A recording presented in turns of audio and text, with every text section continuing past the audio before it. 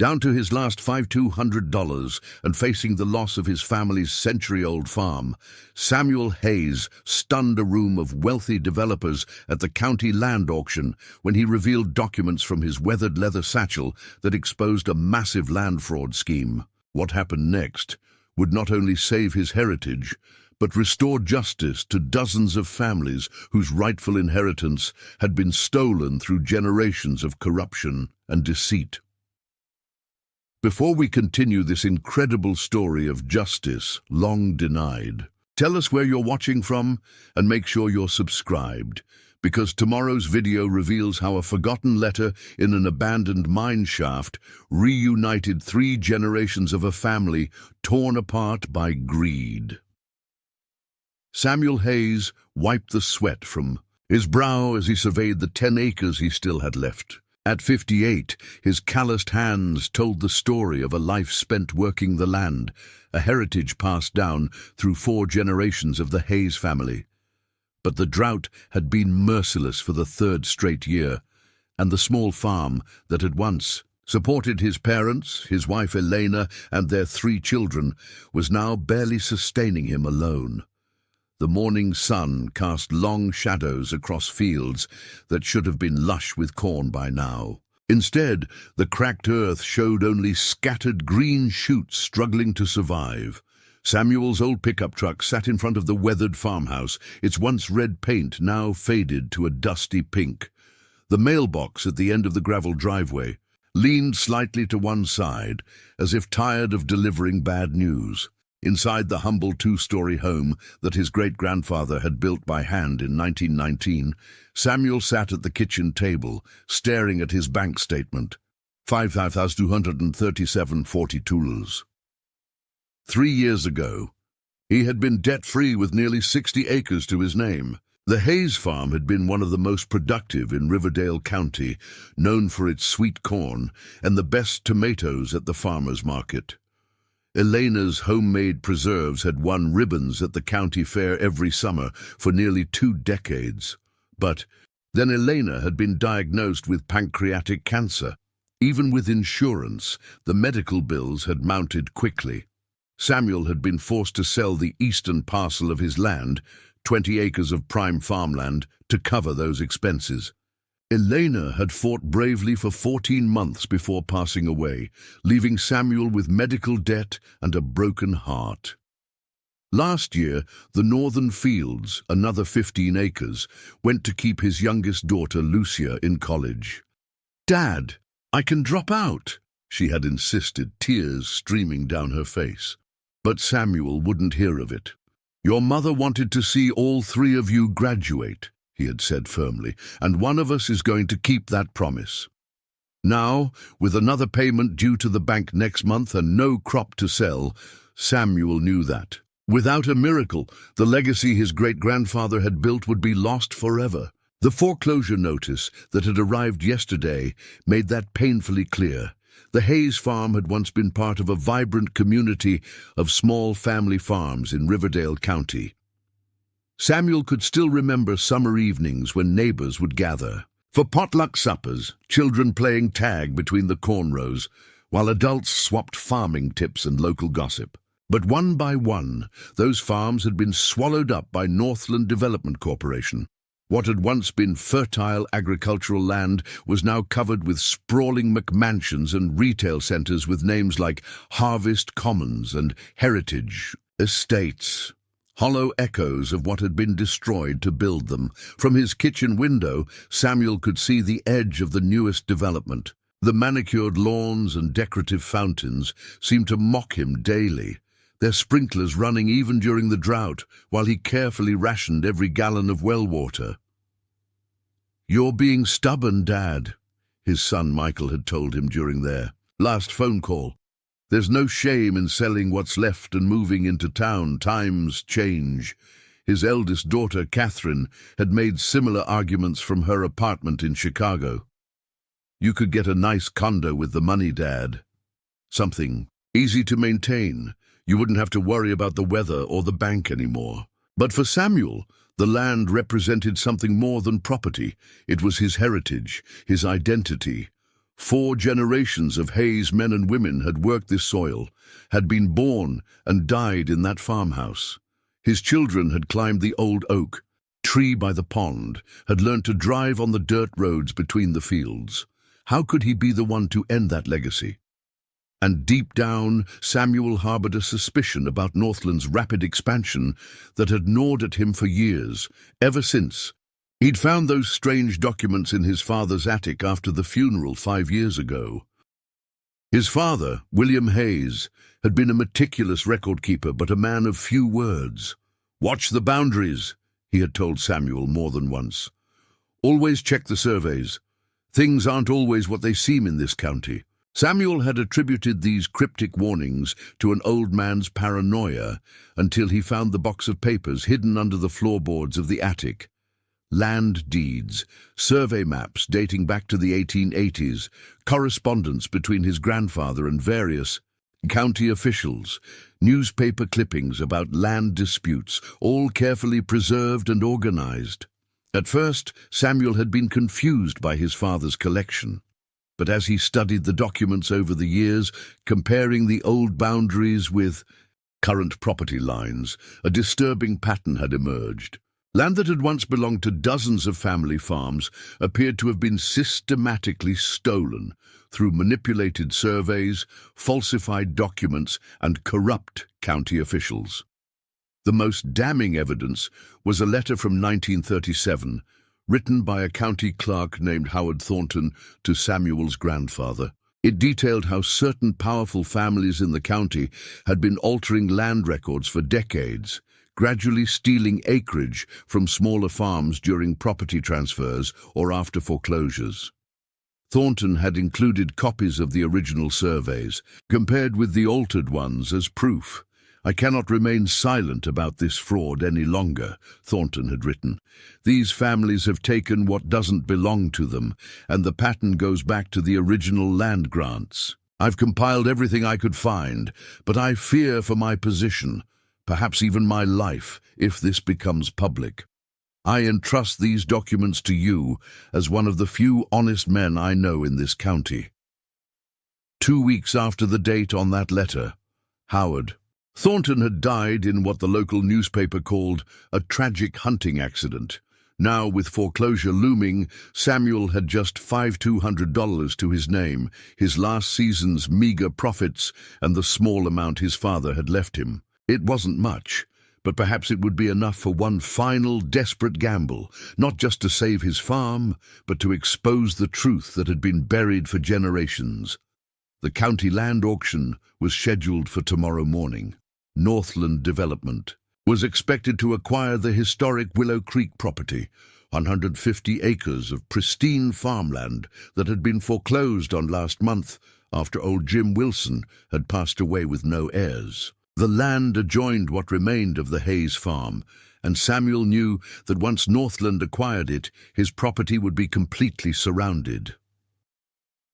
Samuel carefully returned the documents to the leather satchel his father had always carried. He had spent the last month verifying what he could, making copies, connecting the dots that spanned over a century of systematic fraud. He didn't know if it would be enough, but he had to try. Tomorrow would either be the end of his family's legacy or the beginning of long overdue justice. The Riverdale County Courthouse stood in the center of Millbrook, its limestone facade and grand columns a testament to more prosperous times. Built in 1902, when the county was experiencing a boom from its fertile farmland, it now seemed like a relic from another era, dwarfed by the glass and steel Northland Development headquarters. Across the town square, Samuel parked his pickup truck in one of the few remaining free spaces downtown. Most of the parking lot was filled with luxury vehicles, Mercedes, BMWs, Range Rovers, the cars of developers, investors, and real estate speculators who had descended on Millbrook like locusts over the past decade. He clutched his leather satchel tightly as he made his way up the courthouse steps, his work boots feeling heavy against the polished marble. The auction was being held in Courtroom 3, where Judge Malcolm Harrington had once presided. Samuel paused at the judge's portrait in the hallway, studying the stern face beneath the white wig. Harrington's name had appeared multiple times in his father's documents, always in connection with disputed land transfers that somehow ended up benefiting the same handful of families. Something interesting about old Judge Harrington. Samuel turned to find Martha Reeves, the county clerk, watching him curiously. In her mid-60s, with silver hair pulled back in a tight bun, Martha had been running the clerk's office for nearly 30 years. Just thinking about history, Samuel replied carefully. How much of it gets forgotten? Martha's eyes drifted to the leather satchel under his arm. You here for the Willow Creek auction? Didn't think that would be your kind of thing, Samuel. Just curious to see who buys it, he said, not entirely lying. It borders my place after all. Martha's expression softened with sympathy. I heard about the foreclosure notice. I'm sorry, Samuel. Your family's been on that land since before I was born.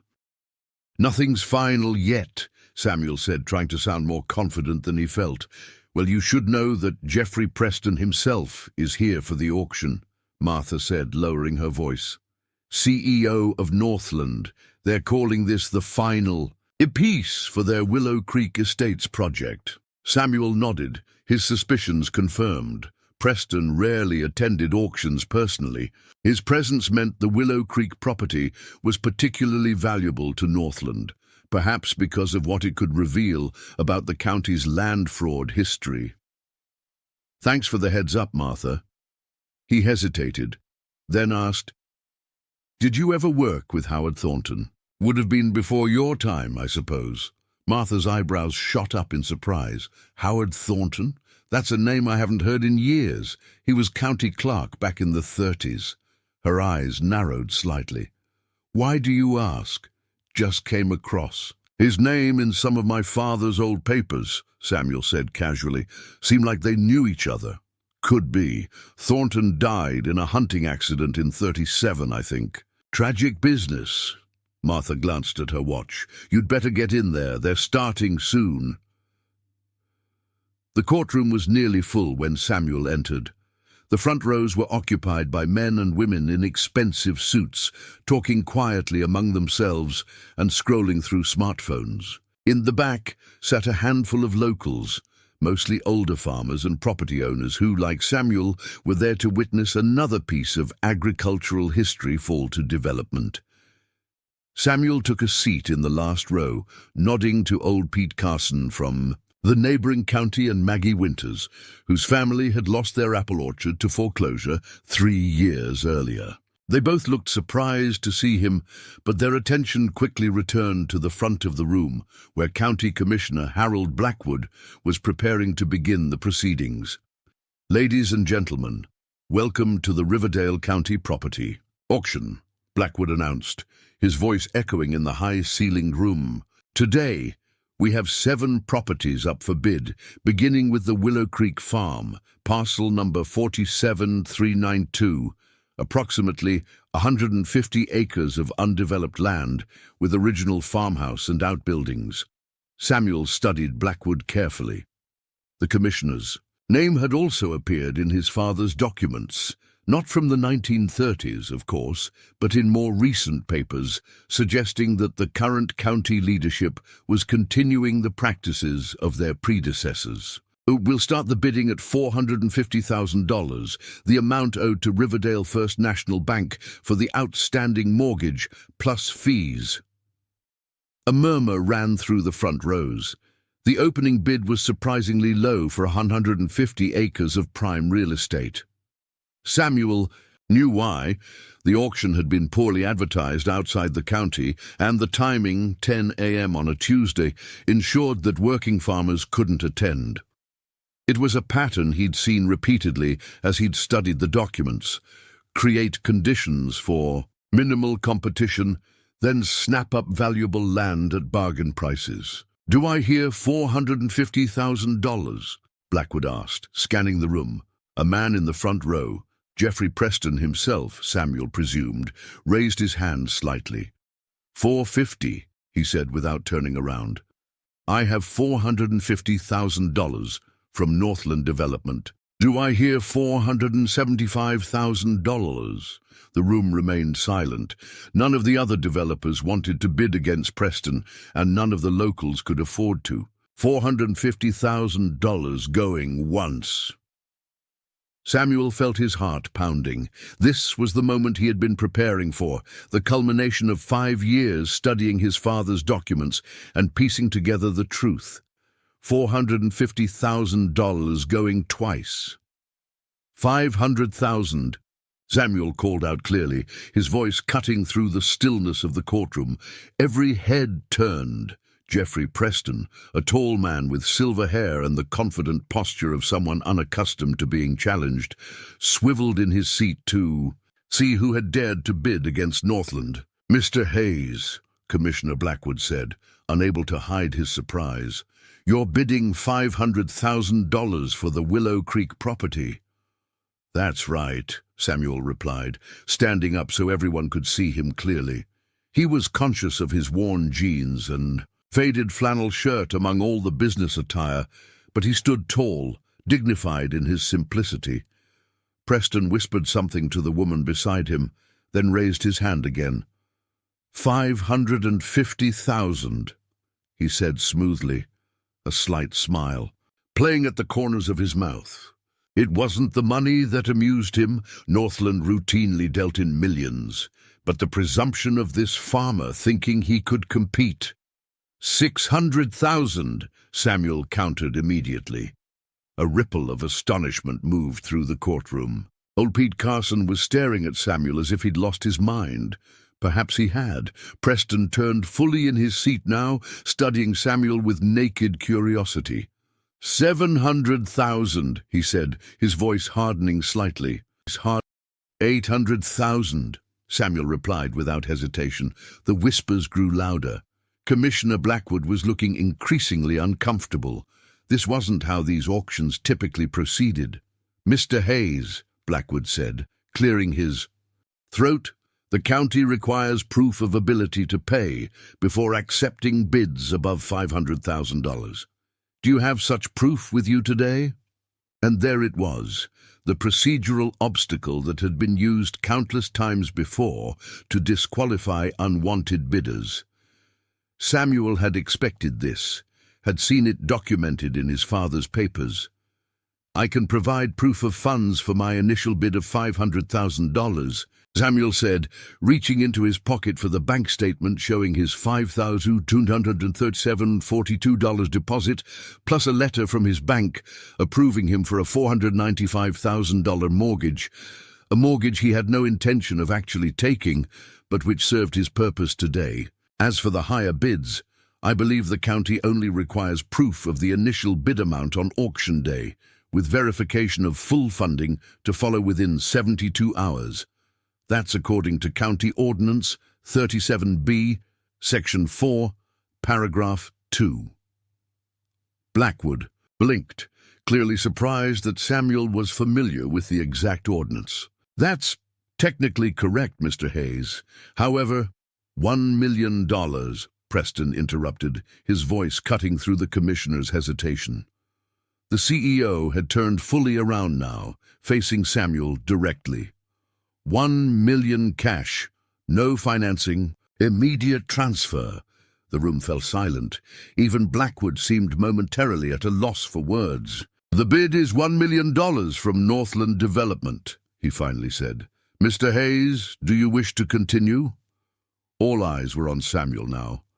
Old Pete was making a slashing motion across his throat, silently urging Samuel to stop this madness. Maggie Winters was watching with a mixture of concern and fascination. The developers in the front rows had abandoned any pretense of disinterest, turning in their seats to observe the unexpected drama. Samuel took a deep breath. This was what Preston and Blackwood expected, for him to back down, overwhelmed by the sheer financial firepower arrayed against him. A simple farmer with $5,200 to his name could never compete with a development corporation worth hundreds of millions. But Samuel hadn't come to win the auction. He had come to expose the truth. "I'd like to address a procedural matter before we continue," Samuel said, his voice steady despite his racing heart. He reached into his leather satchel and removed a folder of documents. I believe there's a serious question about the legal status of the Willow Creek property being auctioned today. Commissioner Blackwood frowned. Mr. Hayes, this is not the appropriate forum for... According to the original land survey from 1882, Samuel continued, raising his voice slightly to be heard over Blackwood's objection, and confirmed by the county resurvey of 1921, the Willow Creek property boundaries are significantly different from what's being represented in today's auction. He held up two maps side by side. The current survey being used for this auction shows 150 acres. But the original survey shows 247 acres for the same parcel. A murmur ran through the courtroom. Jeffrey Preston was whispering urgently to his legal counsel. Commissioner Blackwood's face had gone pale. Mr. Hayes, I must insist, almost 100 acres have been shaved off through manipulated surveys over the past century. Samuel pressed on. Acres that were illegally transferred to neighboring properties through falsified documents, properties that now, coincidentally, belong to Northland Development. The whispers grew louder. Samuel could feel the momentum shifting, the energy in the room changing as the enormity of his accusation began to register. That's a serious allegation, Mr. Hayes, Preston said, his voice dangerously quiet. One that borders on slander. It would be slander if it weren't documented, Samuel replied, pulling out more papers from his satchel. I have here a sworn affidavit from Howard Thornton, county clerk in 1937, detailing systematic land fraud involving Judge Harrington, Commissioner Elias Blackwood, your grandfather, I believe, Commissioner, and the Preston, Thornton, and Wilson families. Harold Blackwood's face had gone from pale to ashen. This auction is temporarily suspended, he announced, his voice strained. We'll take a 15-minute recess. But Samuel wasn't finished. I also have evidence that this same pattern of fraud has continued to the present day, with current county officials manipulating property lines during transfers and foreclosures, always to the benefit of the same families, and now Northland Development. The room erupted in chaos. Developers were on their feet demanding explanations. Local farmers and property owners were pressing forward, wanting to see Samuel's documents. Jeffrey Preston remained seated, his face a mask of cold fury as he stared at Samuel Hayes, the simple farmer who had just thrown a wrench into Northland's carefully constructed empire. The 15-minute recess stretched to 30 minutes, then an hour. Samuel remained in the courtroom, while most of the attendees spilled out into the hallway, speculating wildly about what had just happened. He sat quietly, the leather satchel open on his lap, reviewing the documents he had brought. He didn't look up when the heavy wooden doors at the back of the courtroom opened and closed, nor when footsteps approached his bench. Mr. Hayes. The voice was cultured, controlled, but with an undercurrent of steel. Samuel finally looked up to see Jeffrey Preston standing before him. Up close, the CEO of Northland Development was even more imposing, tall and fit despite being in his early 60s, with a tailored suit that probably cost more than Samuel's truck. His silver hair was perfectly styled, his manicured hands resting casually in his pockets, but his blue eyes were cold and calculating. Mr. Preston, Samuel acknowledged, not rising. That was quite a performance, Preston said, his tone conversational. I'm curious, what exactly do you hope to accomplish here?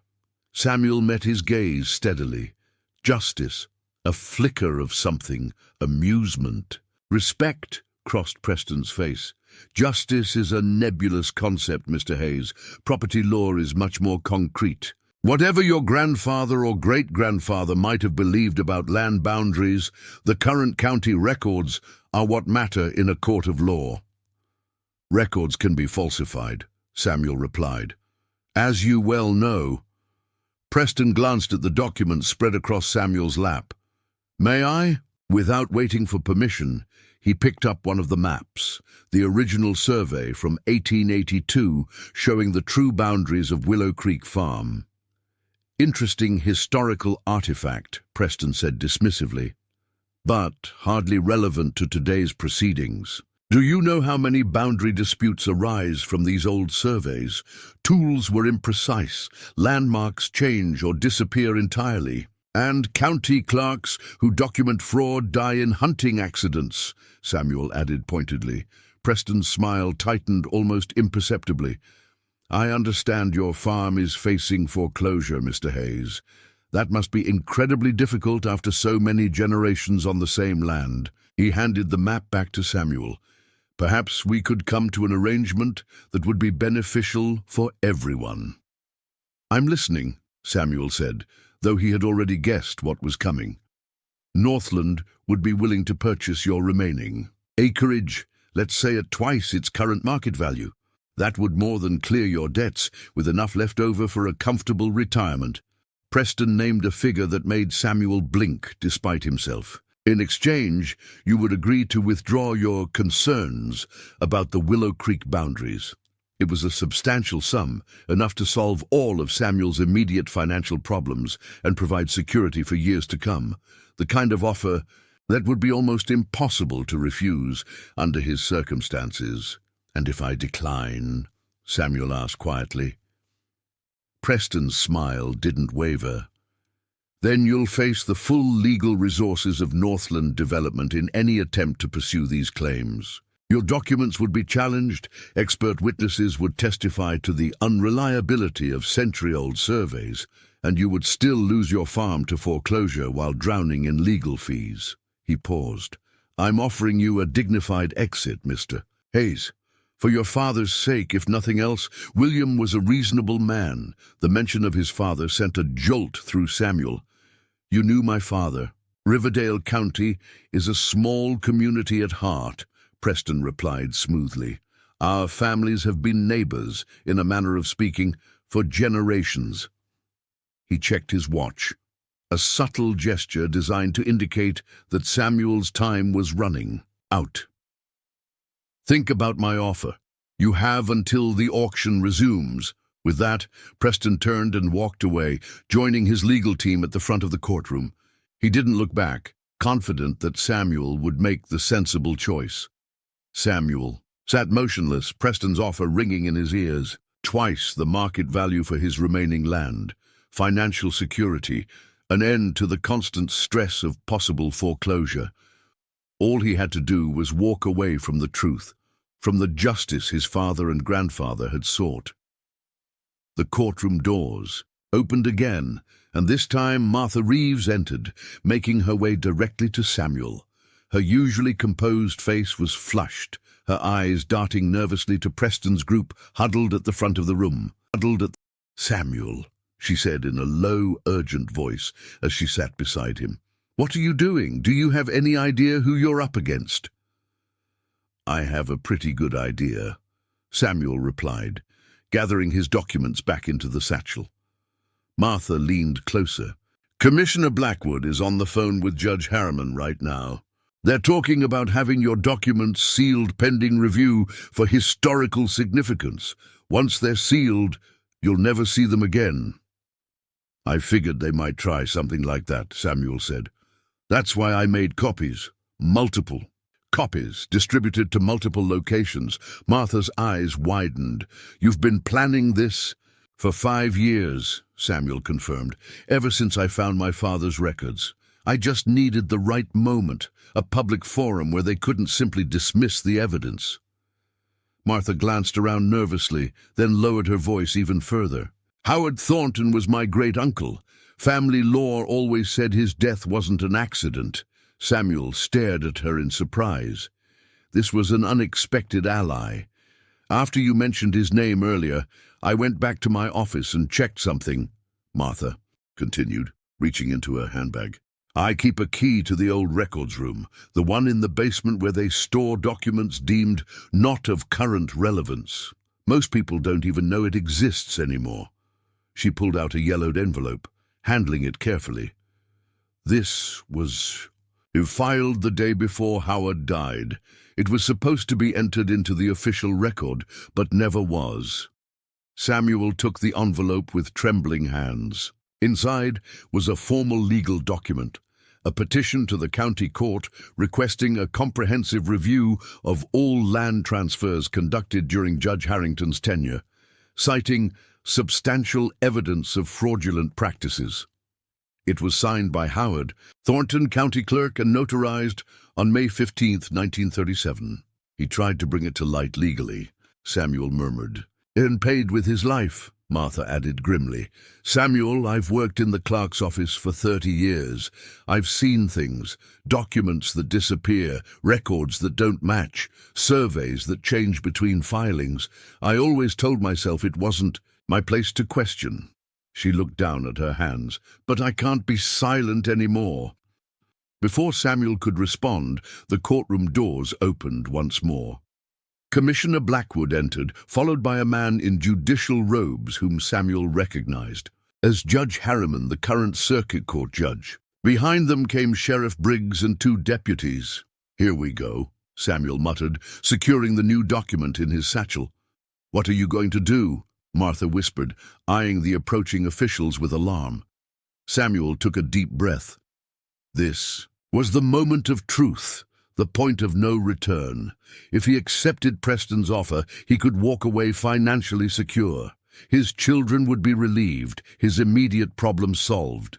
The path of least resistance was clear and tempting, but the weight of 4 generations of Hayes farmers seemed to press on his shoulders. The documents in his satchel weren't just papers. They were his father's legacy, his grandfather's burden, his great-grandfather's stolen birthright. And not just theirs, but those of dozens of families who had lost their land through systematic fraud spanning more than a century. Mr. Hayes, Commissioner Blackwood announced, his voice echoing in the now quiet courtroom as people began filing back in. Judge Harriman has determined that your documents should be examined by county archivists to verify their authenticity before these proceedings continue. In other words, Samuel replied loudly enough for everyone to hear, you want to confiscate my evidence. Sheriff Briggs stepped forward. Sir, we're just asking you to temporarily surrender the documents for proper authentication. It's a standard procedure. Is it standard to have armed deputies present for document authentication? Samuel asked, noting the hands resting on their service weapons. A murmur ran through the gathering crowd. Jeffrey Preston remained seated, watching the confrontation with clinical detachment, as if observing a chess match where he already knew the outcome. Judge Harriman cleared his throat. Mr. Hayes, I'm issuing a direct judicial order for you to surrender those documents to Sheriff Briggs for safekeeping and authentication. Failure to comply will result in contempt charges. The moment stretched, taut with tension. Samuel could feel the weight of every eye in the room. Preston's cold calculation, Martha's fearful concern, the curious spectators, the other farmers who had lost land over the years. Even the painted eyes of Judge Harrington in his portrait on the wall seemed to be watching, daring Samuel to challenge a system that had worked in favor of the powerful for generations. Samuel stood up slowly, the leather satchel clutched to his chest. With all due respect, Your Honor, I will not be surrendering these documents. Sheriff Briggs stepped forward. Mr. Hayes, don't make this difficult. These records don't just belong to me, Samuel continued, raising his voice to be heard clearly. They belong to every family that's lost land through fraudulent surveys and manipulated records. They belong to the historical record of Riverdale County. He turned to address the whole room now. And as of 20 minutes ago, digital copies of everything in this satchel were emailed to the State Attorney General's office, the FBI field office in Lexington, and 3 different newspapers. A collective gasp went through the courtroom. Jeffrey Preston was on his feet now, whispering urgently to his legal counsel. Commissioner Blackwood's face had gone from ashen to crimson. That's a bluff, Judge Harriman said. but there was uncertainty in his voice. "My daughter Catherine works for the Chicago Tribune," Samuel replied calmly. "My son Michael is an assistant district attorney in Nashville, and my youngest, Lucia, is completing a law degree with a focus on property rights. They've been helping me prepare this case for years." He reached into his pocket and pulled out his smartphone. "Would you like me to call any of them to confirm?" The emails went out automatically when I texted them a simple code word during our recess. Sheriff Briggs looked uncertainly between Samuel and the judge, waiting for direction. Judge Harriman seemed frozen, calculating the implications. "Commissioner." Blackwood had sunk into a nearby chair, loosening his tie as if struggling to breathe. Only Jeffrey Preston remained composed. He stepped forward, straightening his suit jacket. "Well played, Mr. Hayes," he said quietly, almost respectfully. "A strategic release of information beyond local containment. I underestimated you." "Most people do," Samuel replied simply. Preston turned to Judge Harriman. "Your Honor, perhaps we should adjourn these proceedings until all parties have had time to review Mr. Hayes's documentation. Northland Development, of course, wants to ensure that all property transactions are conducted with the utmost transparency and legality." The smooth pivot was masterful, already positioning Northland as a concerned corporate citizen rather than the beneficiary of generations of fraud. Preston was cutting his losses, distancing himself from the county officials who now stood exposed. "The auction is suspended indefinitely," Judge Harriman announced, finding his voice at last. "All properties previously scheduled for today's auction will be held pending further review." As the crowd erupted in excited conversation, Martha leaned close to Samuel. "You actually did it," she whispered, "but what happens now?" Samuel watched as Preston and his legal team made a dignified exit, as Commissioner Blackwood conferred urgently with Judge Harriman, as the other farmers gathered in small groups, discussing the implications of what they'd witnessed.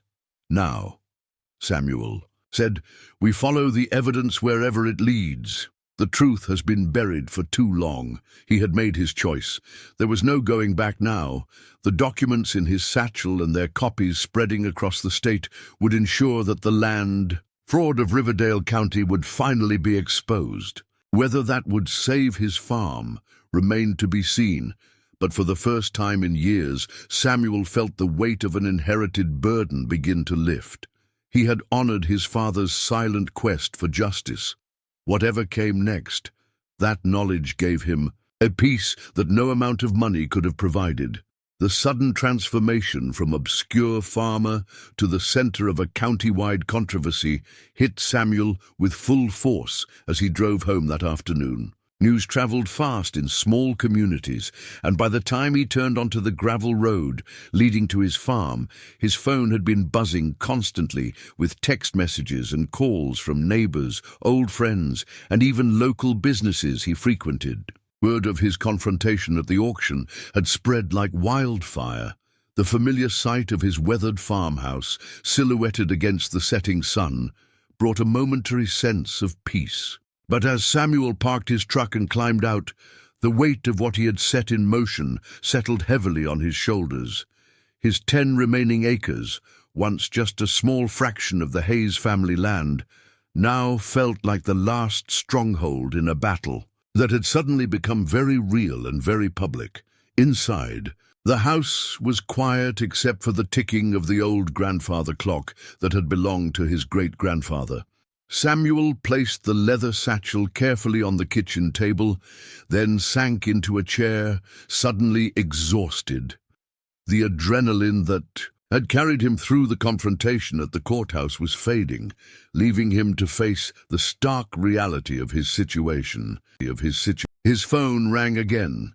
Catherine, his eldest daughter, calling for the 3rd time. He finally answered. "Dad, what the hell is going on?" Her voice was tight with concern.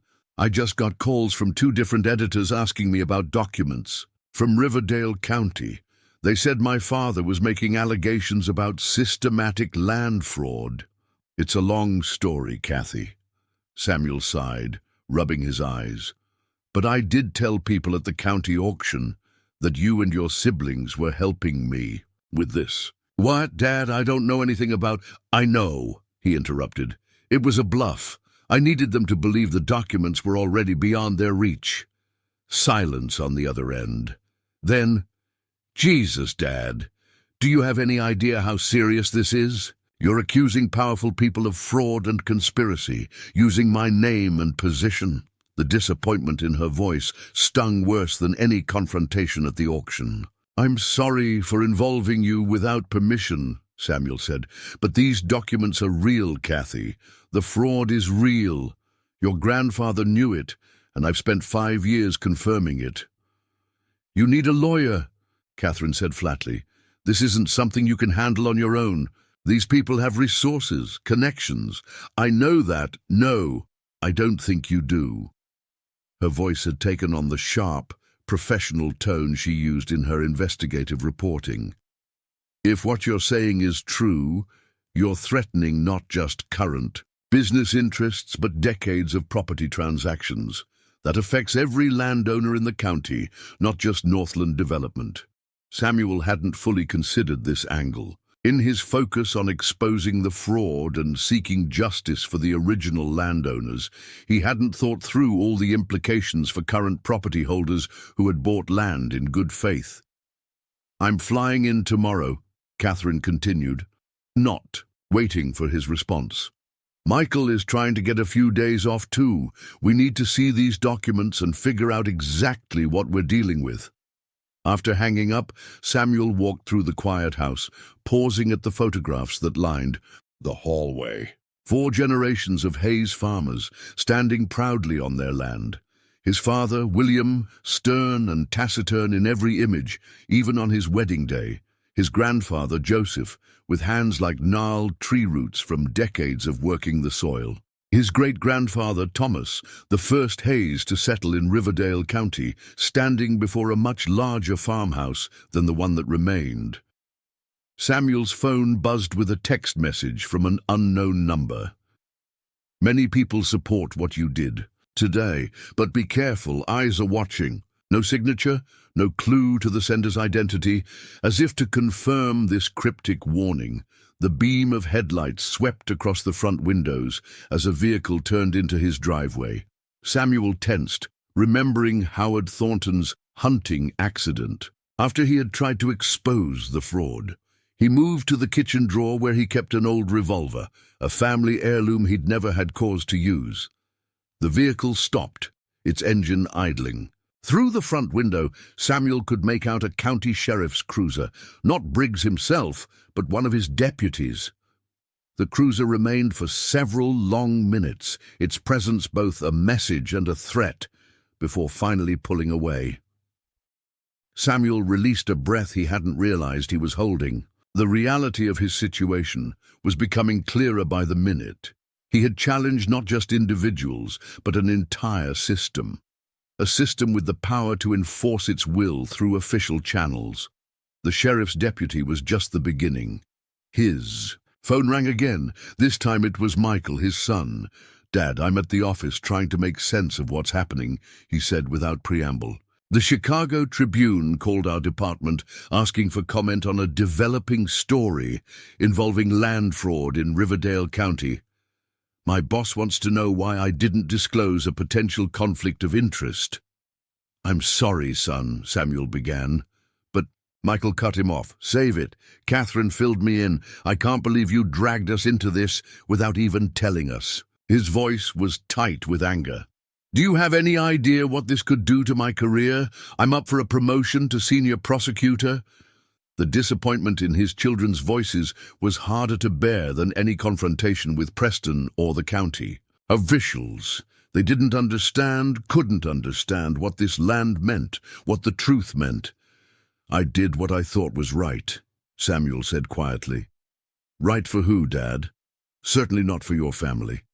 Not for the farm you claim to care so much about." Michael's words were clipped.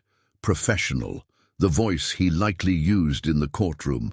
"If you'd sold when we suggested, none of this would be happening. You'd have financial security, and we wouldn't be caught in the middle of what's shaping up to be a legal nightmare." After the call ended, Samuel sat on the porch steps, watching darkness settle over his remaining acres.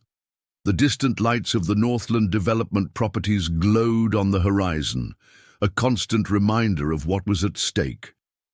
Had he made a terrible mistake? Was his pursuit of justice nothing more than stubborn pride, as his children believed?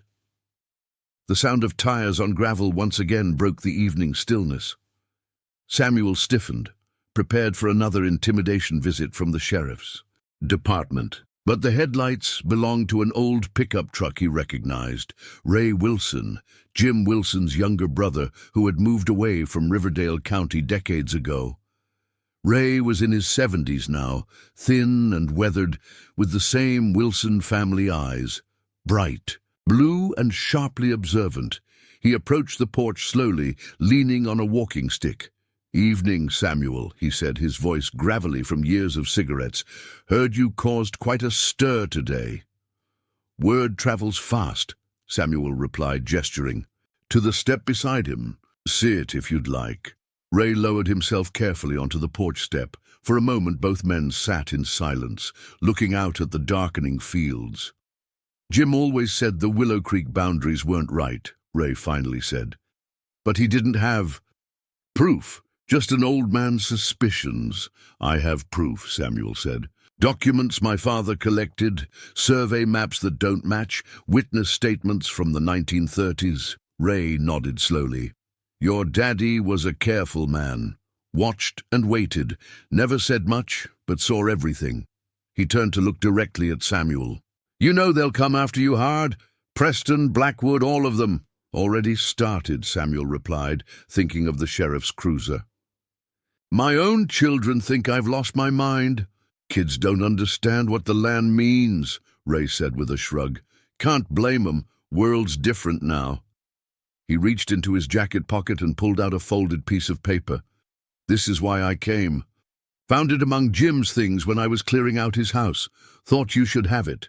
Samuel unfolded the paper. It was a handwritten letter dated 1971 from William Hayes, his father, to Jim Wilson. Jim. "Regarding our conversation about the property lines, I've found something that confirms your suspicions. The county survey from 1952 doesn't match the original documentation. The creek boundary has been moved nearly 300 yards in Thornton's favor. I've added this to my collection, but we need more before we can act. Preston and Blackwood control. Too much now. We need to be patient, wait for the right moment. Keep this between us for now. Too dangerous to involve others. My son will continue what we've started if necessary." William Hayes. Samuel's hands trembled as he read his father's words. The letter confirmed what he had suspected, that his father had been methodically gathering evidence for decades, waiting for the right moment to expose the fraud, and he had expected Samuel to continue the work if necessary. "Jim kept it all these years," Ray said quietly. "Never showed anybody else. Told me about it on his deathbed. Said to make sure it got to you if anything ever came up about the Willow Creek property." "Thank you," Samuel said, carefully refolding the letter. This was more than just another piece of evidence. It was confirmation that he was fulfilling his father's wishes, continuing a quest for justice that had spanned generations. "There's something else," Ray added, his voice dropping even lower. "Something Jim told me that wasn't written down, about a hidden survey marker, an original county monument from the 1882 survey." Samuel leaned closer.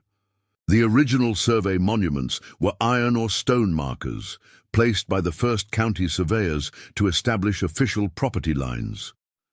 Most had been lost or removed over the decades as properties changed hands and new surveys were conducted.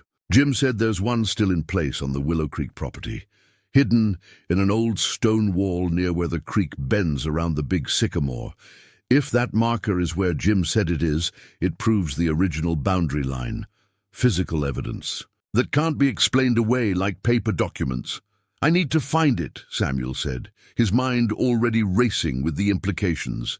A physical survey marker from the original survey would be irrefutable evidence, far more compelling than century-old documents that could be challenged as inaccurate or fraudulent. Not tonight, Ray warned, glancing meaningfully toward the road where the sheriff's cruiser had appeared earlier. They're watching. Wait until you have help. Your kids coming? Samuel nodded. Catherine tomorrow. Michael soon after. Good. You shouldn't be alone right now. Ray struggled to his feet, wincing as his joints protested. I'm staying at the Millbrook Motel for a few days. Call if you need me. After Ray left, Samuel returned to the kitchen and spread out his father's documents on the table. Among them was an old survey map from 1882, showing the original boundaries of Willow Creek Farm. He found the creek bend Ray had mentioned, with the large sycamore marked as a landmark. If the original survey monument was still there, it would provide physical proof that the property lines had been altered. But Ray was right. Tonight was not the time to go searching. Too many eyes were watching, too many powerful interests were mobilizing against him. He needed to be strategic, patient, just as his father had been. Samuel carefully packed everything back into the leather satchel, including Ray's letter. For the first time since the auction, he felt a renewed sense of purpose. Yes, he had unleashed forces that might be beyond his control. Yes, he had complicated his children's lives and potentially endangered his own. But he was continuing a quest for justice that his father and Jim Wilson had pursued silently for decades. As he climbed the stairs to bed, Samuel's phone buzzed with a final text message of the day. It was from Lucia, his youngest. Just heard from Kathy. Don't worry, Dad, we've got your back. Researching relevant case law now. See you soon. Love you. Despite everything, Samuel smiled. Perhaps his children understood more than he'd given them credit for. Tomorrow would bring new challenges, new confrontations with the reality he had created. But tonight, he would sleep knowing he wasn't standing alone. Samuel woke before dawn. A lifetime of farming, having ingrained the habit, too deeply to break. For a moment, in the grey half-light filtering through his bedroom window, it felt like any other day. Then the memory of yesterday's confrontation at the auction flooded back, along with the weight of what lay ahead. He moved through his morning routine mechanically. Coffee, toast, a quick check of the weather forecast. A gentle rain had fallen overnight, leaving the fields damp and the air fresh. Under normal circumstances, he would have spent the day tending to his small vegetable garden or repairing the chicken coop that had been damaged in last month's windstorm. But nothing was normal anymore. As he sipped his coffee on the porch, Samuel noticed a black SUV parked on the county road a quarter-mile from his driveway. It was too far to make out details, but the implication was clear. He was being watched. The reality of his situation was setting in. He had challenged powerful interests, and they were responding in kind. His phone buzzed with a text from Catherine. Landing at 11:30. Will rent a car. Be there by 1. Brief and to the point. Typical. Catherine. She had inherited his father's taciturn nature, expressing herself more readily through action than words. Samuel spent the morning organizing his father's documents more systematically, creating categories, original surveys, correspondence, newspaper, clippings, and witness statements. He wanted everything clear and accessible when Catherine arrived. She would approach this like the investigative journalist she was, demanding evidence and logical connections. As he worked, he heard a vehicle coming up the driveway. Glancing out the window, he saw Martha Reeves's sedan pulling up to the house. The county clerk stepped out, looking nervously toward the road where the black SUV remained parked. They're not even trying to be subtle, are they? She said when Samuel opened the door. Coffee? He offered, gesturing toward the kitchen. Martha nodded, following him inside. She looked tired, with dark circles under her eyes, suggesting a sleepless night. "It's been chaos at the courthouse since yesterday," she said, accepting the mug Samuel handed her. "Emergency meetings behind closed doors, lawyers coming and going. Commissioner Blackwood has been on the phone non-stop." "Have they contacted you directly?" Samuel asked. "Not yet, but they will." Martha's hands trembled slightly as she held her coffee. "Judge Harriman was asking about access to the old records room. He's never shown interest in county archives before.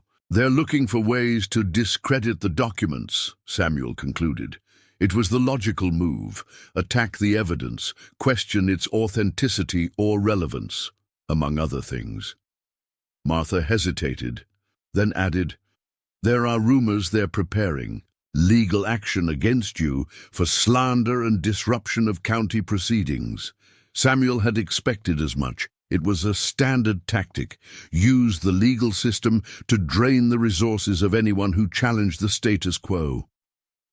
"My daughter Catherine is flying in today.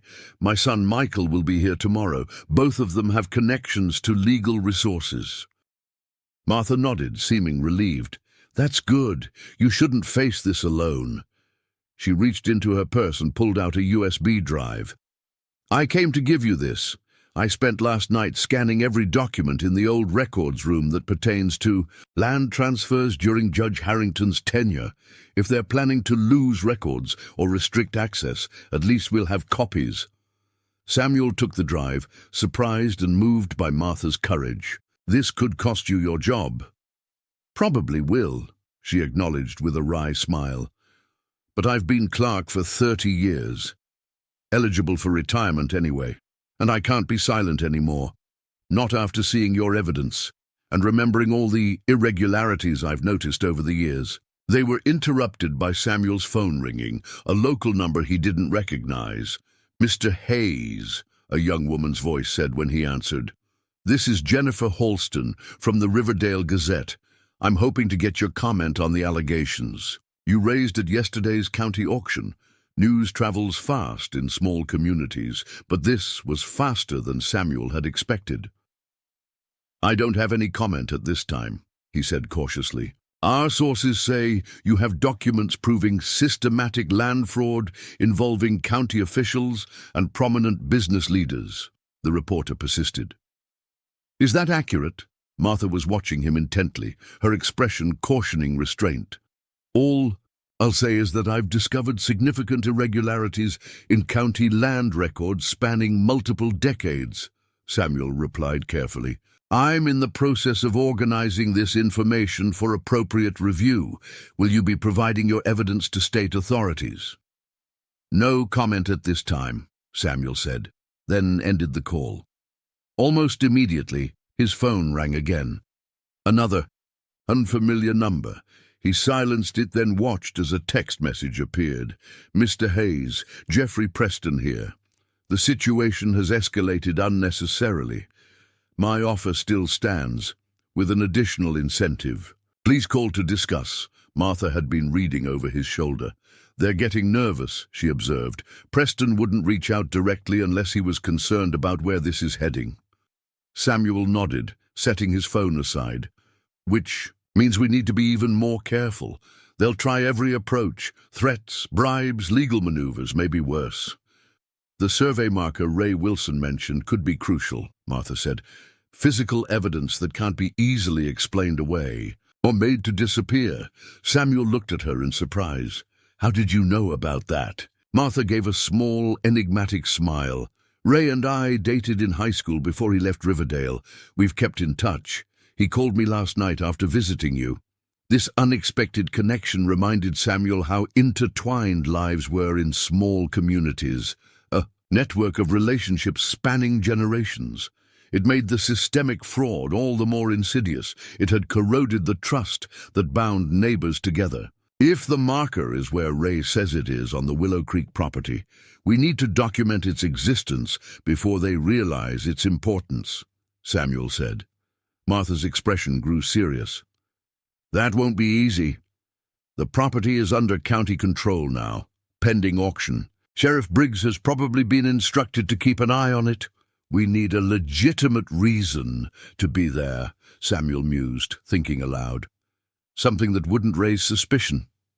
Martha considered this for a moment. What about Jim Wilson's personal effects? Ray is his brother and heir. He has every right to collect family items from the property, and as county clerk, I could accompany him officially to document anything removed from the estate. It was a plausible pretext, but Samuel shook his head. They'd be suspicious if I went along. You wouldn't have to, Martha pointed out. Ray and I could go, locate the marker, and document it with photographs and GPS coordinates.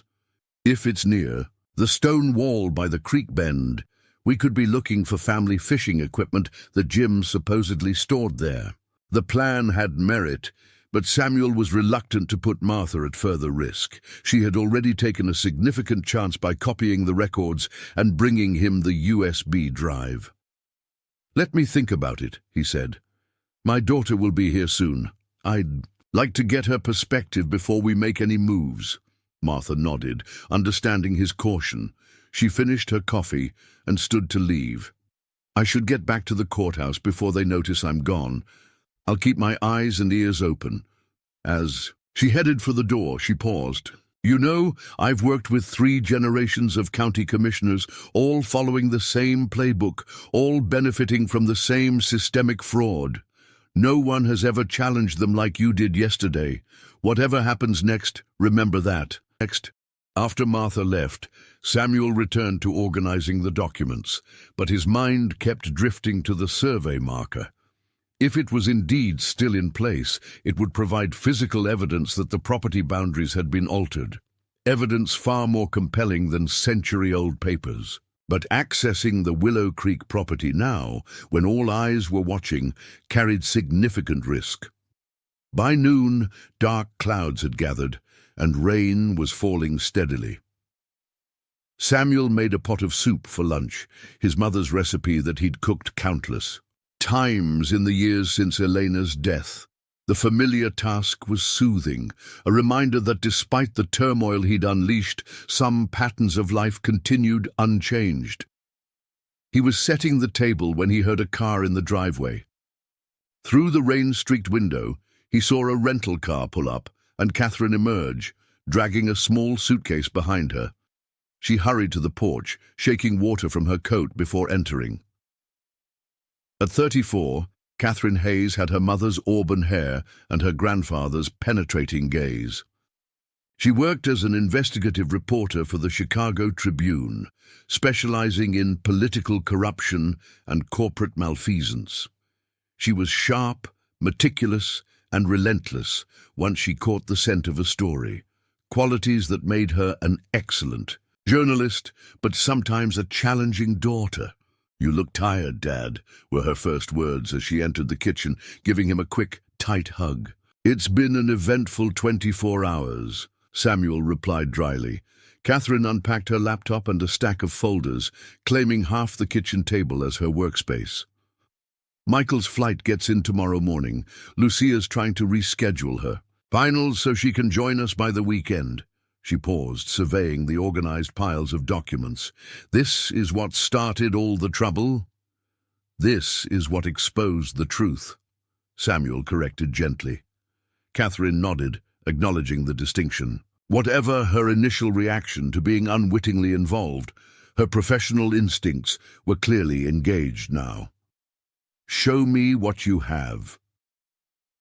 For the next 2 hours, Samuel walked her through the evidence he had gathered, his father's documents, Martha's contributions, Ray Wilson's letter, and the tantalizing possibility of an original survey marker that could prove the boundaries had been altered. Catherine took meticulous notes, occasionally asking clarifying questions or suggesting additional connections.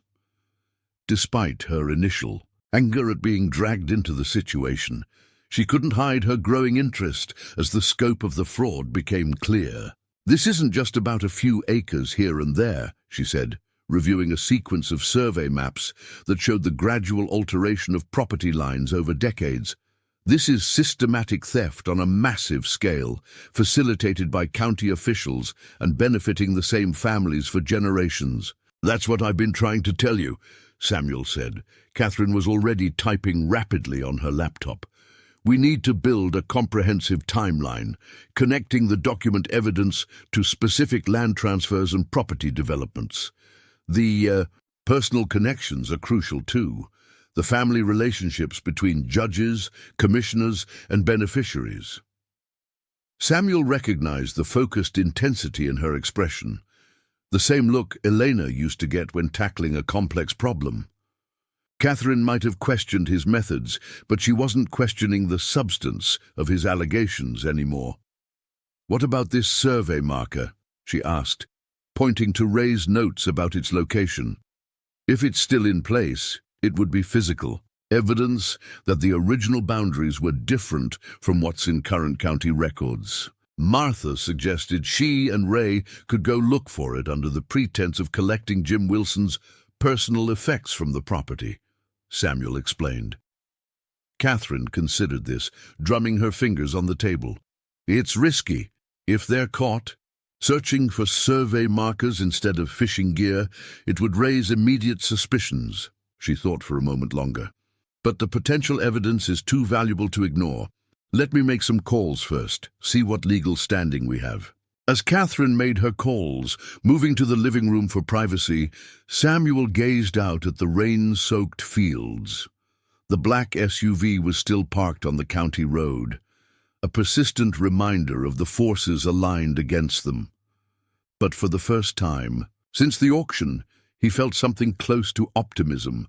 Catherine's professional skills and connections, combined with Michael's legal expertise and Lucia's research abilities, might be exactly what was needed to navigate the challenging path ahead. When Catherine returned, her expression was thoughtful. "I spoke with a contact at the State Attorney General's office, off the record. They're interested in what we have, but need more concrete evidence before they can get involved officially. The survey marker could be the tipping point. So we proceed with Martha's plan." "With modifications," Catherine replied. "I'm going with them. As a journalist, I can document everything professionally, and having an out-of-state observer makes it harder for local authorities to interfere without raising questions." Samuel wanted to object to protect his daughter from potential risk, but he recognized the determination in her eyes. Catherine was like him in more ways than she probably realized, with the same stubborn commitment to truth and justice. "There's something else you should know," Catherine added, her tone softening. "I did some preliminary research on Northland Development and Jeffrey Preston before flying out. Preston's company has development projects in 7 states, all following a similar pattern, targeting rural counties with valuable land and complex property histories. This may be bigger than just Riverdale County. The implications were staggering.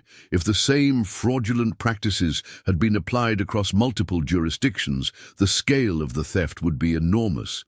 But it also meant that exposing the truth here in Riverdale County could have far-reaching consequences, potentially helping countless other communities facing similar exploitation. "One step at a time," Samuel said, bringing the conversation back to the immediate challenge. "When do you want to visit the Willow Creek property?" "Tomorrow," Catherine decided, "after Michael arrives. We'll need his legal expertise if we encounter any official resistance." She looked out at the black SUV, still visible through the rain. "In the meantime, we should assume everything we say and do is being monitored." Samuel nodded. The reality of their situation setting in once more.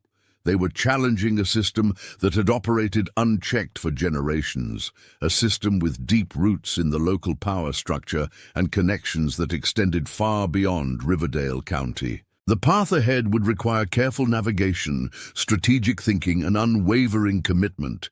But looking at Catherine, professional, focused, already formulating a plan of action, Samuel felt a surge of pride and hope. Whatever happened next, He was no longer standing alone against the powerful interests that had exploited his community for decades. The quest for justice that his father had pursued in silence was now gaining momentum, emerging into the light where truth could finally prevail. The rain had cleared by morning, leaving the world washed clean and glittering under a bright sun. Samuel rose at his usual hour and found Catherine already awake, her laptop open at the kitchen table, surrounded by documents and empty coffee mugs. She had the focused intensity of someone who had been working for hours. "Did you sleep at all?" Samuel asked, moving to start a fresh pot of coffee. "A few hours," Catherine replied without looking up from her screen. "I've been mapping connections between property transfers and county officials. The pattern is undeniable. Once you know what to look for." She turned her laptop toward him. On the screen was a complex diagram showing property transactions spanning decades, with lines connecting parcels of land to county officials, judges, and prominent families. At the center of the modern web was Northland Development, which had acquired dozens of properties over the past 15 years. "The really interesting part," Catherine continued, "is how the altered boundaries always benefited the same set of families until about 1990. Then suddenly, those families started selling to corporate entities that eventually consolidated under Northland. It's as if they knew something was coming and wanted to distance themselves." Samuel studied the diagram, impressed by Catherine's ability to organize complex information so clearly. "What triggered the change in the 90s? "Still working on that," she admitted, "but I found references to a state investigation that was suddenly dropped around that time. No public explanation." Their conversation was interrupted by the sound of a car in the driveway. Through the window, Samuel saw Michael stepping out of another rental car. At 31, his only son had his height and build, but Elena's darker coloring and quick, decisive movements. As an assistant district attorney in Nashville, Michael had developed a reputation for meticulous preparation and uncompromising ethics. The kitchen door opened, and Michael entered, setting down his briefcase and overnight bag. Unlike Catherine's rumpled appearance after her all-night research session, Michael looked fresh and professional in slacks and a button-down shirt, as if he might need to appear in court at any moment. "The black SUV is still there," he noted, pouring himself coffee. "Did you get the license plate?" "Obscured," Samuel replied. "Deliberately, I suspect." Michael nodded, unsurprised.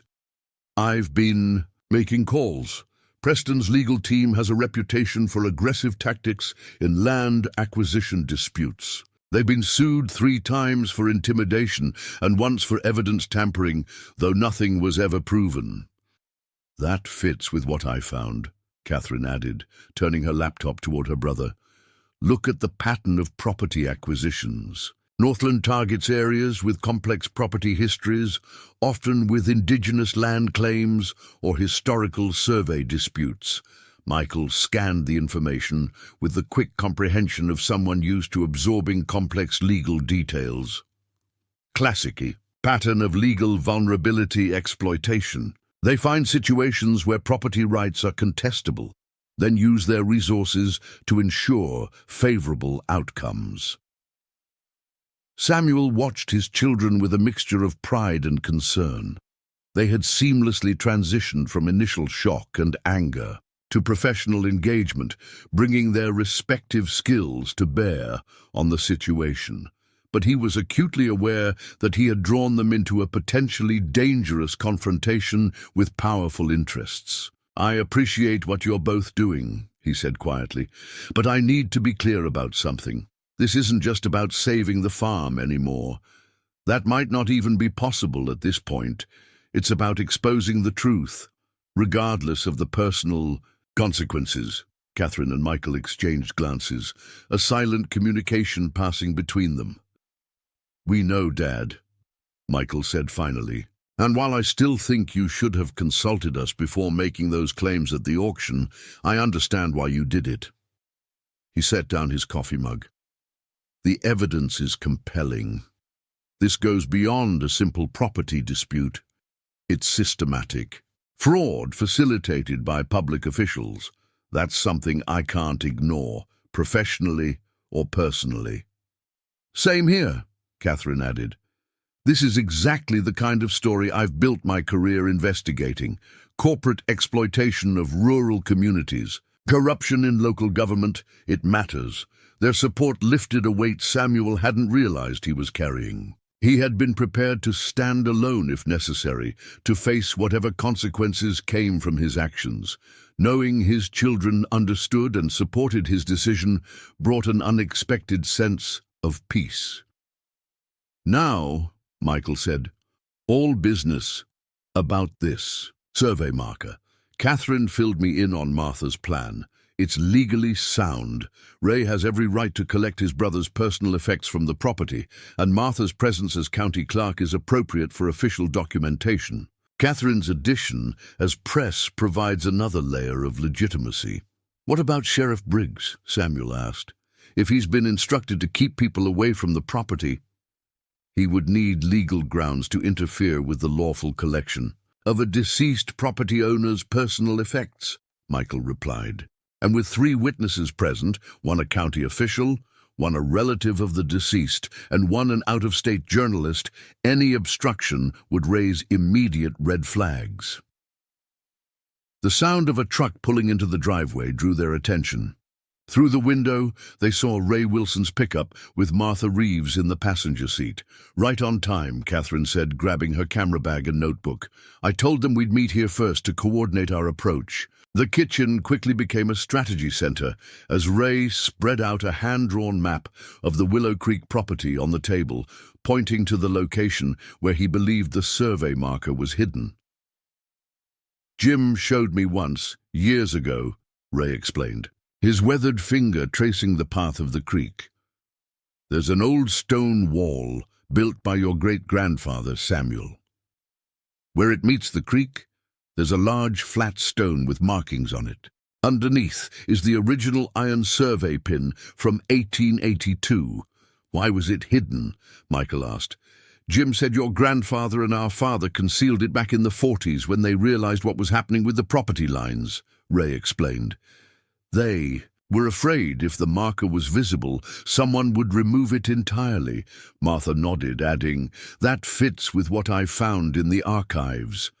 There was a systematic replacement of original survey markers throughout the county in the 1950s, supposedly, to modernize the property record system. Convenient time to modernize, right after hiding evidence of the original boundaries, Catherine observed, making notes. They discussed their approach in detail, how they would enter the property, what they would say if challenged, how they would document the survey marker if found. Michael advised them on the legal parameters, stressing the importance of staying within the legitimate purpose of collecting Jim Wilson's personal effects. What fishing equipment are we supposedly looking for? Catherine asked practically. Jim had an old tackle box and custom-made fishing rods he kept in a waterproof container near his favorite fishing spot, Ray replied, which happens to be right by the stone wall where the marker is hidden. He really did fish there regularly, so it's not even a false pretext. Samuel listened as they finalized their plan, feeling a strange mixture of anticipation and apprehension. He wanted to go with them, to see this crucial piece of evidence with his own eyes, but he understood why he needed to stay behind. His presence would immediately raise suspicions, potentially jeopardizing the mission. Be careful, he said as they prepared to leave.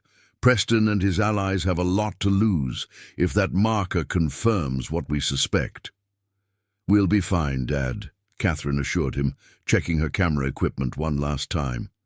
3 people, legitimate, purpose, broad daylight. They can't stop us without raising more questions than they want to answer right now. As the 3 of them left in Ray's truck, Samuel found himself alone in the suddenly quiet house. The organized chaos of strategy planning gave way to the ticking of the grandfather clock and the distant sounds of birds outside. He moved restlessly, through the rooms, unable to settle, his mind following Catherine, Martha, and Ray on their journey to Willow Creek. To distract himself, Samuel returned to the kitchen table where Catherine had left her research materials. Her laptop was locked, but the printouts and notes were available for review. He began reading through the information she had compiled about Northland Development's activities in other states. The pattern was both disturbing and illuminating. In county after county, Northland had acquired properties with disputed boundaries or complex histories, often at prices well below market value. They typically entered a community gradually, purchasing a few key properties before expanding rapidly. Local opposition was neutralized through a combination of legal maneuvers, economic incentives, and occasionally, if these documents were to be believed, more direct forms of pressure. One case in particular caught Samuel's attention, a situation in a Missouri county where a farmer had raised questions about property boundaries similar to Samuel's concerns. The farmer had subsequently faced a series of misfortunes: vandalism of farm equipment, sudden denial of loan applications, tax audits, and eventually foreclosure. The timing was too neat to be coincidental. Samuel was still processing this disturbing information when his phone rang. It was Catherine. "Dad," her voice was breathless with excitement. "We found it. The survey marker is exactly where Ray said it would be. It's an iron pin embedded in stone, with the county surveyor's stamp from 1882. "You're sure?" Samuel asked, his heart racing. "Absolutely certain. I have clear photographs, including close-ups of the markings. Martha brought a GPS device to record the exact coordinates. We've documented everything. And the location confirms the original boundaries." "Yes," Catherine replied, her voice dropping slightly as if concerned about being overheard. "The marker is nearly 320 yards from where the current surveys show the property line should be. That represents almost 100 acres of land that was essentially stolen through manipulated surveys. This was the physical evidence they needed, proof that couldn't be easily explained away or dismissed as misinterpreted paperwork. The original survey marker, still in place after more than a century, directly contradicted the current official boundaries. "Are you heading back now?" Samuel asked. "Not yet. There's something else." Catherine's voice held a note of discovery that Samuel recognized from her childhood, the excitement of finding something unexpected. "While we were documenting the marker, Ray noticed something about the stone wall. Some of the stones have unusual markings on them, letters and numbers carved into the undersides, only visible if you know to look for them." "What kind of markings? "We're still figuring it out, but they appear to be coordinates or reference points. Ray thinks your grandfather and his father created some kind of system to document the original property lines of multiple farms in the area, not just Willow Creek. If true, this would expand the evidence beyond a single boundary dispute to a comprehensive documentation of the original property lines throughout the region, potentially affecting dozens of properties now owned by Northland Development." "Be careful, Catherine," Samuel cautioned. "If what you're finding is as significant as it sounds, it represents an even greater threat to Preston and the others." "We're being cautious," she assured him. "Martha is officially documenting everything as Jim Wilson's personal property being collected by Ray. We've even found the fishing gear he mentioned, so our cover story is intact."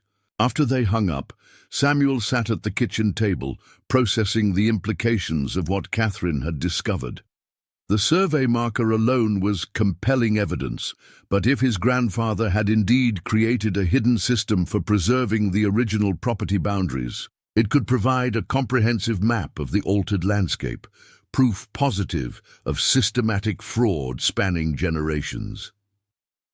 For the first time since the auction, Samuel allowed himself to fully consider the potential outcomes of his actions. If they succeeded in exposing the fraud, what would happen? Properties throughout the county would have questionable legal status. Developments built on fraudulently acquired land might face ownership challenges. The financial and legal implications would be enormous, affecting not just Northland, but countless property owners who had purchased land in good faith. The complexity of unraveling such long-standing fraud was daunting, but Samuel found himself thinking of his father, methodically gathering evidence year after year, waiting for the right moment, never giving up on the pursuit of truth despite the obstacles. And before him, his grandfather, cleverly hiding survey markers and creating a secret documentation system in stone walls. Samuel had stumbled into this confrontation almost by accident, driven by the immediate need to save his farm. But now he understood that he was continuing a quest for justice that spanned generations, a quest that had been waiting for the right moment to emerge into the light. His phone buzzed with a text message from Michael. "Catherine called me. Coming back to strategize next steps. This changes everything." Indeed it did. What had begun as one farmer's desperate stand against foreclosure was evolving into something much larger, a potential landmark case of property fraud with implications that could extend far beyond Riverdale County. The evidence they were gathering could lead to criminal investigations, civil lawsuits, and a fundamental reassessment of property ownership throughout the region. The black SUV was still visible on the county road, a reminder of the forces aligned against them. But for the first time, Samuel felt they might actually have the evidence needed to challenge the powerful interests that had exploited his community for generations. The hidden potential of his father's documents, combined with the physical evidence Catherine was documenting, created a formidable case. As he waited for Catherine, Martha, and Ray to return, Samuel found himself thinking about the land itself, the fields and forests that had sustained his family for generations. Beyond the legal questions of ownership and boundaries, there was a deeper connection to the earth that no fraudulent survey could erase. That connection had driven his father and grandfather to protect the truth, even when they couldn't openly challenge the fraud. Now it was driving Samuel to finish what they had started, whatever the personal cost might be. Outside, the sun was high in a clear blue sky, illuminating his remaining acres with a golden light that emphasized both their beauty and their vulnerability. Whatever happened next, Samuel knew that the quest for justice had reached a critical turning point. The hidden potential of evidence gathered across generations was finally emerging, like seeds long dormant, suddenly bursting into life after a cleansing rain. The atmosphere in Samuel's kitchen crackled with energy as Catherine spread the photographs across the table. The images showed a rusted iron pin embedded in stone, its markings still legible after more than a century. RCLS 1882. Riverdale County Land Survey, 1882. Beside these were photos of the stone wall with various markings exposed where Ray had carefully shifted rocks to reveal what lay hidden beneath. "It's a coordinate system," Ray explained, pointing to the sequence of letters and numbers. "Your grandfather and my father created their own survey record, hidden in plain sight. Each marking corresponds to an original property corner or boundary line. Martha had brought her county archives knowledge to bear on the discovery. I cross-referenced some of these markings with the original survey maps. They match exactly with the 1882 boundaries, not the current official ones.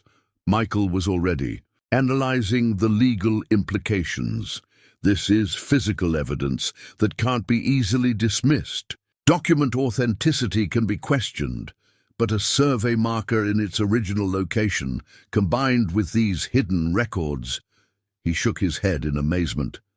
They created a parallel documentation system when they realized the official records were being manipulated. Samuel studied the photographs with a mixture of pride and wonder. His grandfather and Jim Wilson's father had been more strategic than he'd imagined, preserving the truth in a way that couldn't be erased or altered. Their foresight had created a time capsule of evidence, waiting to be discovered when the moment was right. "We need to document more of these markers," Catherine said. "Establish a pattern across multiple properties. One marker could be explained away as an anomaly, but if we can show systematic boundary alterations throughout the county—" "That won't be easy," Martha cautioned. "Most of these properties are now owned by Northland or its subsidiaries. After what happened at the auction, they'll be on high alert." As if to emphasize her point, Samuel's phone rang, an unlisted number. When he answered, Jeffrey Preston's measured voice came through. "Mr. Hayes, I understand there was some activity at the Willow Creek property today. The implication was clear. They were being watched closely." Samuel put the phone on speaker, so everyone could hear. "My daughter was helping Ray Wilson collect his brother's belongings," Samuel replied neutrally. "Nothing unusual about that." "Indeed." Preston's tone remained conversational. "Though I find it interesting that collecting fishing equipment required such thorough examination of an old stone wall." The room went silent. Someone had been watching them at Willow Creek, reporting back to Preston in real time. "Ray's brother was particular about where he stored things," Samuel said. "Family heirlooms, you understand." "Of course." Preston paused. "Mr. Hayes, the situation has evolved beyond our initial discussion. My offer to purchase your property stands, but I must be frank. Continuing down your current path will have consequences beyond what you may anticipate." "Are you threatening me, Mr. Preston?" "Not at all, simply stating facts. The documents you presented at the auction raise complex historical questions, but they don't change current legal reality. Property boundaries established through decades of official surveys and transactions aren't easily overturned, unless those surveys were fraudulent," Samuel countered, "unless those transactions were based on manipulated records." Preston sighed audibly. "Even if that were true, and I'm not conceding it is, think about the implications. Hundreds of property owners in Riverdale County would face uncertain legal standing. Developments built in good faith would be jeopardized. The economic impact would devastate the community." It was a clever angle, positioning Samuel as threatening the welfare of the entire county rather than seeking justice for systematic fraud. Michael was scribbling notes while Catherine recorded the conversation on her phone. "The truth matters. Mr. Preston," Samuel said simply, "whatever the consequences." "Noble sentiment," Preston replied, an edge entering his voice. "But consider this. Your mortgage is held by Riverdale First National. The bank president sits on Northland's Regional Advisory Board. A simple administrative review of your loan terms could accelerate your payment schedule, making foreclosure imminent rather than merely likely." Michael leaned forward, mouthing silently, "That's illegal." "That sounds suspiciously like bank fraud," Samuel said, taking his son's cue.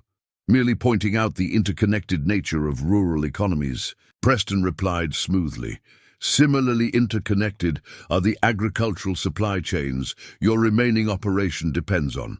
I would hate to see your already struggling farm face additional challenges in securing necessary resources." The threat was veiled but unmistakable. Preston was prepared to use his influence to cut Samuel off from credit, supplies, and services, essential to operating even his small remaining acreage.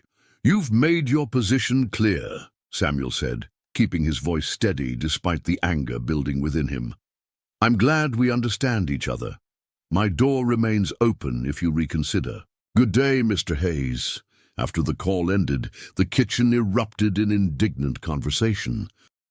"That was textbook intimidation," Michael said, still taking notes, "implying he could manipulate your loan terms, threaten your supply chains, all while maintaining plausible deniability." "He's scared," Catherine observed. "The survey marker and stone wall evidence must be more significant than we realized. he wouldn't be making explicit threats otherwise.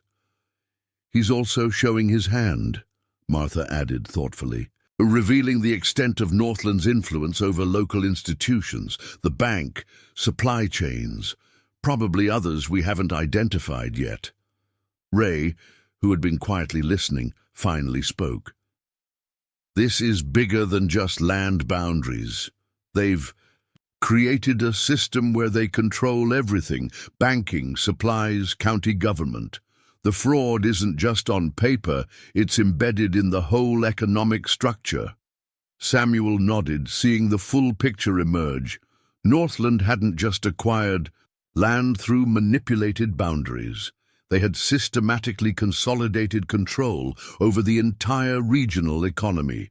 Anyone who challenged them could find themselves cut off from essential services and resources, a modern form of economic excommunication.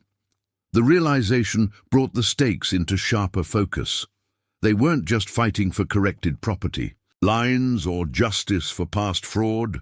They were challenging an entrenched power structure that had shaped the county's development for generations. "We need to move quickly," Michael said, tapping his pen against the legal pad. "Preston's call confirms. They're monitoring us and preparing countermeasures. We should get this evidence to state authorities before they can interfere." "We need more than what we have," Catherine countered. "The survey marker is compelling, but it's one data point. If we can document more of these hidden coordinates, establish the system our grandfathers created across multiple properties." "That gets harder with each passing hour," Samuel pointed out. "Preston knows we found something at Willow Creek. He'll take steps to secure other properties, prevent access." Martha had been studying the photographs of the stone wall markings. "There's a pattern here. I think these aren't just coordinates. They're a key to something else." She pulled out an old county map from her bag, spreading it on the table. "Look. If you plot these markings as locations, they form a sequence, a path." They gathered around as Martha marked points on the map, corresponding to the stone wall notations. When connected, they indeed formed a clear pattern, a route through what had once been farmland, but was now largely Northland developments. "It's a map to the other markers," Ray realized. They created a trail that only someone with the key could follow. This discovery energized the group. Their grandfathers hadn't just preserved individual boundary markers.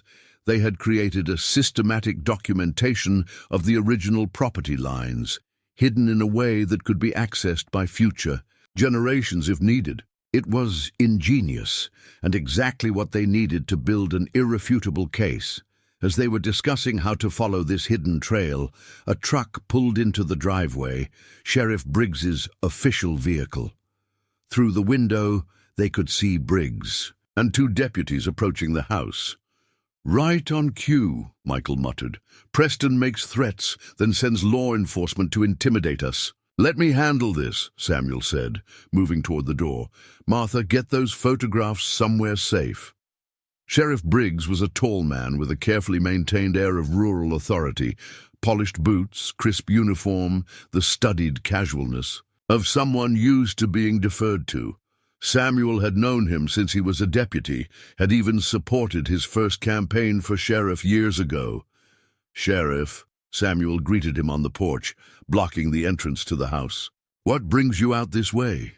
"Official business, Samuel," Briggs replied, "all professional formality. We've received a complaint about trespassing and potential vandalism at the Willow Creek property." "Vandalism?" Samuel couldn't hide his surprise. "That's absurd. Nevertheless, I need to speak with Ray Wilson and Catherine Hayes, who were reportedly on the property earlier today." Michael appeared beside his father. "I'm Michael Hayes, Assistant District Attorney in Nashville." "May I ask who filed this complaint?" Briggs hesitated, clearly not expecting legal pushback. "The County Commissioner's Office, on behalf of the estate currently in county receivership." "Interesting timing," Michael observed, "especially since Ray Wilson, as Jim Wilson's brother and heir, has every legal right to collect personal property from the estate. Martha Reeves was present in her official capacity as county clerk to document the retrieval of personal effects. "I'm just following up on the complaint," Briggs said, his certainty wavering slightly. "Standard procedure. Of course," Michael replied smoothly, "and we're happy to cooperate with any legitimate investigation. However, I should note that any attempt to intimidate witnesses in what is now an active investigation into potential land fraud would be problematic." "Active investigation?" Briggs looked genuinely surprised. "By whom?" "I placed calls to both the State Attorney General's office and the FBI field office in Lexington this morning," Michael said, "based on evidence of systematic fraud involving county officials and possible banking irregularities. They're reviewing the materials now." Samuel watched this exchange with quiet pride. Michael was handling Briggs perfectly, professional, precise, and just threatening enough to make the sheriff reconsider his approach. "I see," Briggs said after a moment. "Well, I still need to document what occurred at Willow Creek today as part of the complaint follow-up." "Of course," Michael agreed. Ray Wilson was collecting his brother's fishing equipment from a stone wall near the creek, where Jim stored it in a waterproof container. Catherine Hayes was documenting this for a potential human interest story about rural family traditions. Martha Reeves was there in her official capacity. They removed only Jim Wilson's personal property, which can be inventoried if necessary. The explanation was perfectly reasonable, covering their activities while revealing nothing about the survey marker or hidden coordinates. Briggs seemed to recognize he was on shaky ground. "If that's all it was, then there shouldn't be any issue," he said, though his tone suggested he didn't entirely believe it. "Just keep in mind that the property is under county control, pending the rescheduled auction. Further access requires official permission." "Understood," Samuel said. "Was there anything else, Sheriff?" Briggs glanced at the house, where Catherine and Martha could be seen through the window, deliberately arranging fishing gear on the table, creating visual evidence of their cover story. "That's all for now. But Samuel, for what it's worth, you're stirring up things that have been settled for a long time. Not everyone appreciates that." "Some things shouldn't stay buried, Sheriff," Samuel replied quietly, "no matter how long they've been hidden." After Briggs and his deputies left, the group gathered again around the kitchen table, the atmosphere now charged with a new urgency. "Preston is escalating faster than I expected," Michael said, "using the sheriff to establish a pretext for limiting access to properties where evidence might be found."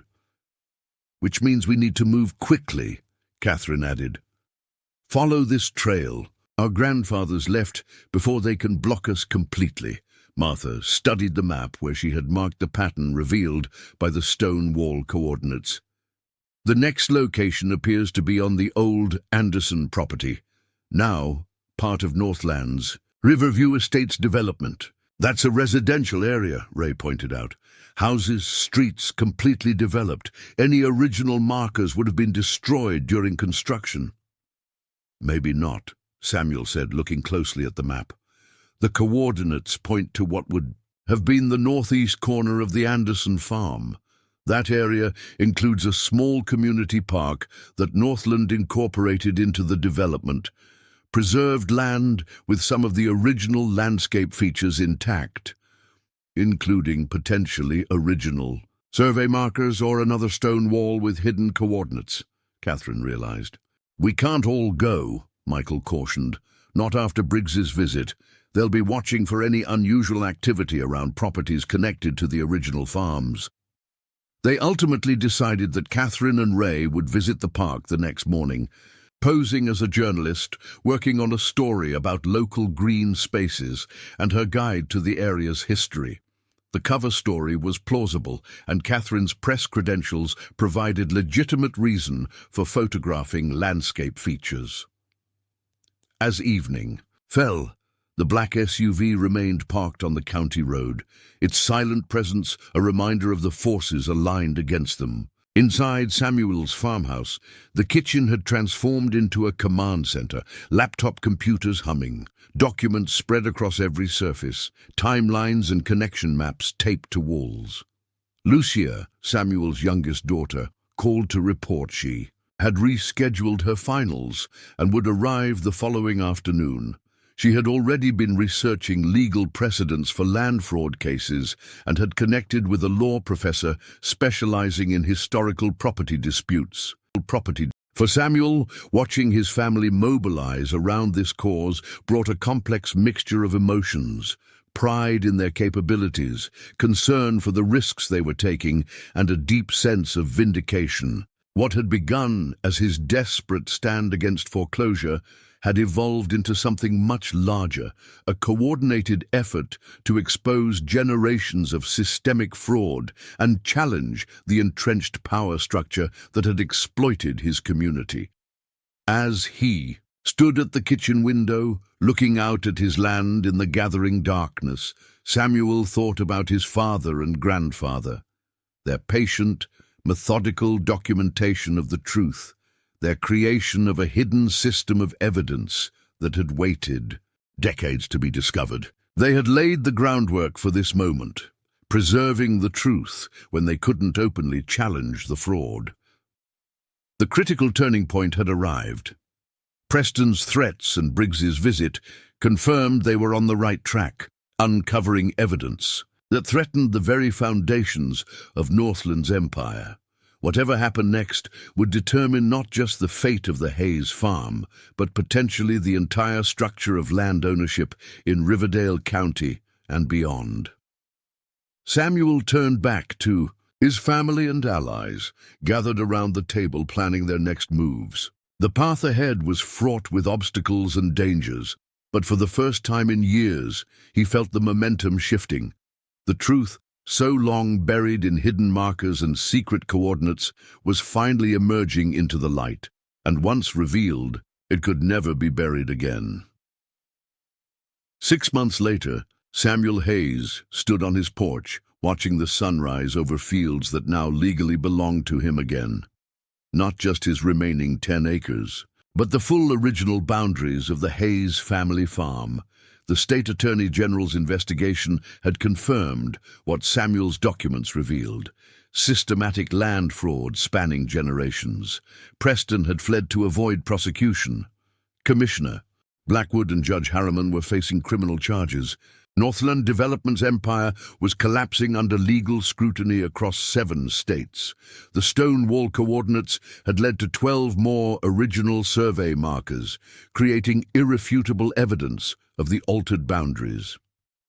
With Lucia's legal research and Catherine's investigative reporting, the case had drawn national attention, sparking similar investigations in other communities where corporate developers had exploited rural land disputes. "Dad," Catherine called from the doorway. "Here." Samuel turned to see a caravan of cars coming up the driveway, families reclaiming their rightful heritage, just as he had. The settlement agreement had restored original boundaries to dozens of properties, creating a complex but just resolution to a century of fraud. As neighbors gathered in his yard, some strangers, some old friends, Samuel felt his father's and grandfather's presence. Their patient documentation of the truth had finally brought justice, transforming loss into restoration, desperation into hope. The humble farmer who had been rejected at an auction had changed everything,